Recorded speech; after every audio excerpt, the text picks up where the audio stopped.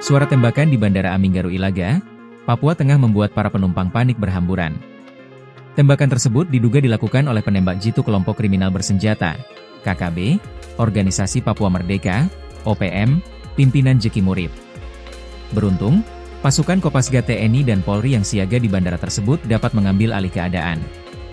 Dikutip dari Kompas TV, kontak tembak berawal dari serangan OPM secara tiba-tiba ke arah bandara yang dipenuhi penumpang maupun warga sekitar, pada pukul 7.30 waktu Indonesia Timur.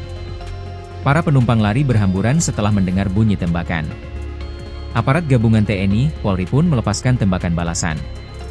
Tak hanya itu, para sniper Kopasgat juga membidik arah tembakan untuk mengetahui posisi musuh yang bersembunyi.